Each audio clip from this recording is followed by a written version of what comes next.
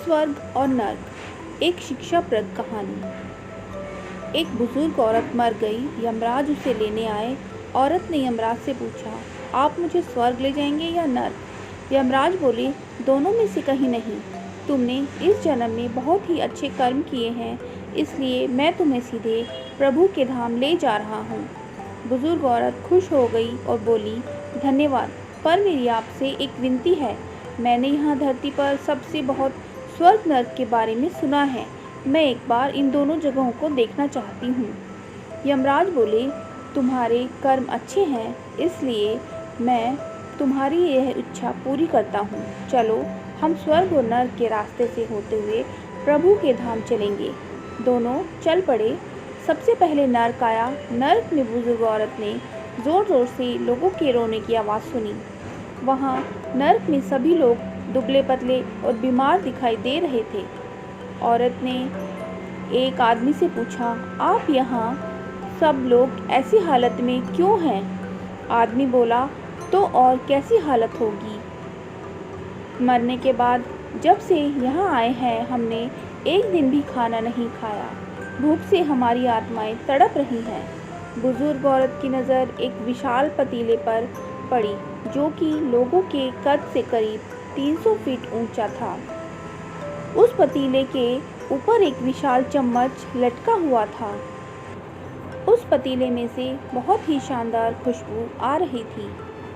बुजुर्ग औरत ने उस आदमी से पूछा, इस पतीले में क्या है? आदमी मायूस होकर बोला, यह पतीला बहुत ही स्वादिष्ट खीर से हर समय भरा रहता है।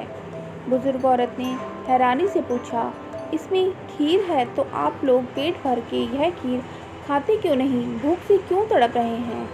आदमी रो रो कर बोलने लगा, कैसे खाएं? यह पतीला 300 फीट ऊंचा है, हम में से कोई भी उस पतीले तक नहीं पहुंच पाता। बुजुर्ग औरत को उन पर तरस आ गया। सोचने लगी, बेचारे खीर का पतीला होते हुए भी भूख से बेहाल हैं। शायद ईश्वर ने इन्हें यही दंड दिया होगा। यमराज बुजुर्ग औरत से बोले, चलो, हमें देर हो रही है। दोनों चल पड़े। कुछ दूर चलने पर स्वर्ग आया। वहाँ पर बुजुर्ग औरत को सबकी हंसने खिलखिलाने की आवाज़ सुनाई दी। सब लोग बहुत खुश दिखाई दे रहे थे।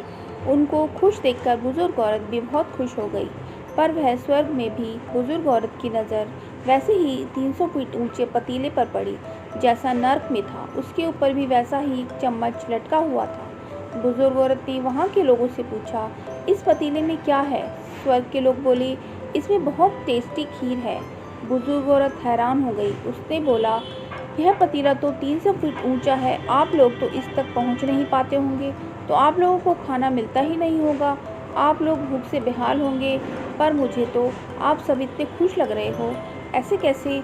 लोग बोले, हम तो सभी लोग इस पतीले में से भर पेट खीर खाते हैं। औरत बोली, पर कैसे? पतीला तो बहुत ऊंचा है।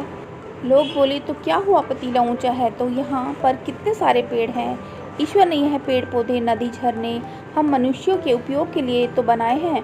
हमने इन पेड़ों की लकड़ी ली, उनको काटा, फिर लकड़ियों के टुकड़ों को जोड़कर विशाल सीढ़ी बनाई।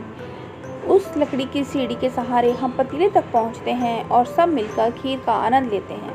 बुजुर्ग औरत यमराज की तरफ देखने लगी। यमराज मुस्कुराए और बोले, ईश्वर ने स्वर्ग और नर्क मनुष्य के हाथों में ही सौंप रखा है।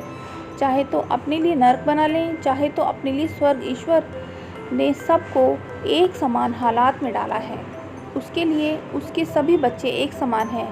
वह किसी से भेदभाव नहीं करता। वहाँ नर्क में भी पेड़ पौधे सब थे और वह लोग खुद ही आलसी हैं। उन्हें खीर हाथ में चाहिए। वह कोई कर्म नहीं करना चाहते, कोई मेहनत नहीं करना चाहते, इसलिए भूख से बेहाल हैं।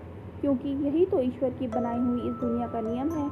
जो कर्म करेगा, मेहनत करेगा, उसी को मीठा फल खाने को मिलेगा।